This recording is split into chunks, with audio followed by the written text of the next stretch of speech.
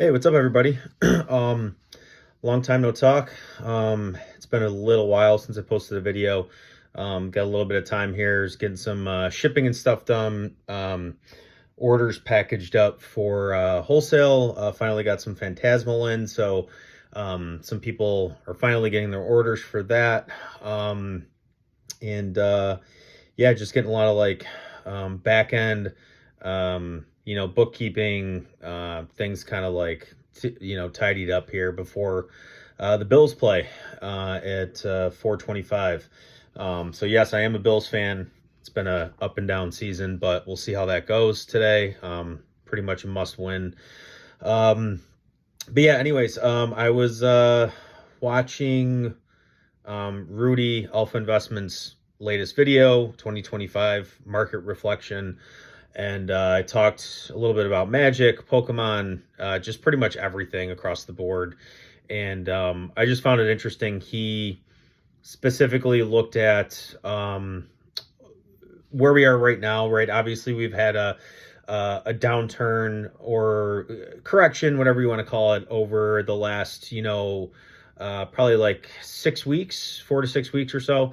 And he is basically projecting that over the next uh, 10 to 20 days, 2 to 4 weeks, whatever, that we're going to start to see things kind of rebound. And he sees this, according to him, not my words, that this is more of a kind of short-term correction, kind of like holiday downturn type thing, before the spending and everything really starts to pick up. So it's going to be interesting to see. I personally, uh, I I I think this holiday season, this winter season so far has been a little bit abnormal. I know that we're gonna potentially start to see, especially this weekend going into Monday and next week. I don't know. I think TCG player, that deal where you get like 10% store credit back or something like that. I believe that was going on this weekend. Might be starting tomorrow. Not entirely sure. You guys should go check it out. I don't have I don't have anything up right now. We were slacking. We've just had a lot going on. So I'm looking out over here to my left, and we have a whole bunch of singles inventory that we just haven't listed.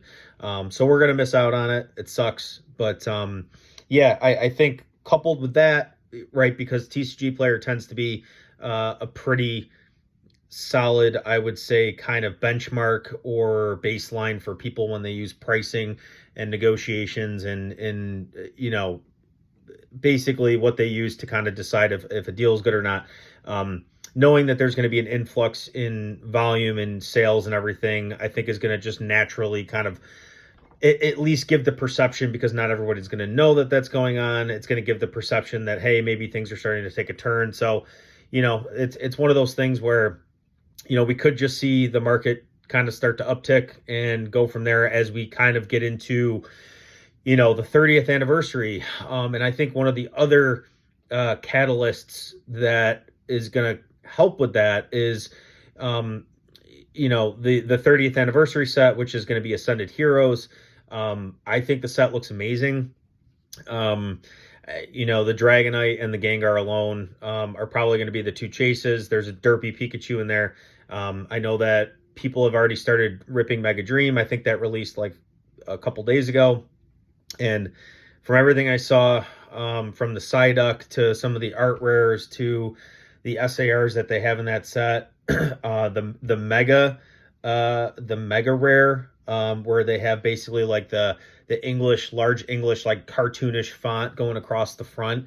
Um, I think that the set's going to do great. I also think they're going to print the crap out of it.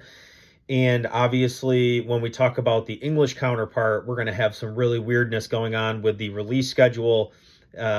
January 30th is when the text sticker, and then I think the 2-pack Pokemon Day 2026 blisters are going to release. And then we have, I think, 1 or 2 weeks, and then we get the ETBs.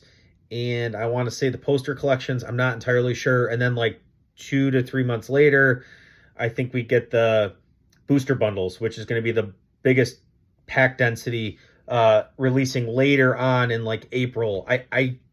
I'm going off the top of my head with this. I don't know if that's actually the release date. You should go and look it up yourself.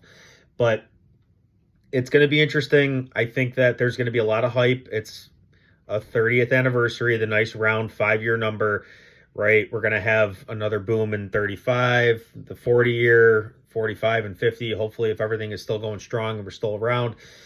And I think there's some validity to what Rudy over at Alpha Investments was talking about. I think that we could start to see a shift here soon. And if you don't need to, I know that I've said this in videos before, if you don't need the money, you shouldn't be selling, right? At the very least, you should just be holding, not buying. And if you have the liquidity, it's probably not a bad idea to pick up some of these earlier sets like Paradox Rift and back to like Sword and Shield. Because as we move into next year, in the next 12 months, we hit kind of a reset on the wheel, the cycle that is Pokemon TCG. We are going to go through the same kind of cycle that we usually go through, but it's going to be fueled by 30th anniversary. We're going to eventually get out of the Mega Block, right? We're going to get into a new era, and that's all going to come with hype. It's going to come with uncertainty. People are going to be irrational. We are, I have also heard, I watch a little bit of a non-TCG here and there. There's nothing confirmed on my end because obviously I have insight to numbers from our distribution access, and I have not gotten any definitive numbers for Ascended Heroes yet, but I have heard directly from his channel that his numbers so far have been about 2 to 2.25x what we got for Black and White as a whole, right? If you took all the Black and White product and considered it one SKU and one set, that Ascended Heroes is 2 to 2.25x that. So it seems that Pokemon got in front of that, the earlier last year, and I don't know all the ins and the outs of the whole mechanism of getting on printers and getting more time from printers because they are sharing time with obviously other TCGs, but it seems like now we are going to start to see a change in supply in a really big way. It is a specialty set. Specialty sets are usually underprinted to begin with. I'm not talking about the Japanese counterpart. I'm talking about English specifically. Usually the specialty sets are a little bit more hyped up. That's why they're called specialty sets. There's no booster boxes, and we usually see a little bit more of a price run up in those sets, those types of sets, versus the standard sets with the booster boxes. That's just typically how it's been, depending on the strength of the sets. Prismatic's one of them. Black and White, pretty hot out the gate, and actually has done very well, a lot better than I myself anticipated. And as we move into Ascended Heroes, it's not going to be anything new. So I think it's going to be really interesting over the next, 2 to 4 weeks. If we start to see a creep up, the sets that I'm specifically going to be looking at, I'm not going to be looking at Prismatic just yet. I think that we still have another year of just healthy drops of supply into the market. After that, we start to get to the 2-year mark, which is kind of where 151 is now and past, right? 151 is about 2 years and 2 to 3 months old. In April, it supposedly rotates out. I'll believe it when I see it. They have a lot of other things they're printing. Pokemon is not foreign to going back and reprinting sets or dropping more supply, even a large restock of sets that the general population perceives as out of print or out of rotation. So we'll see how that goes. Prismatic, right? Going back to Prismatic, I'm probably going to hold off another, at least until I get to the middle of next year.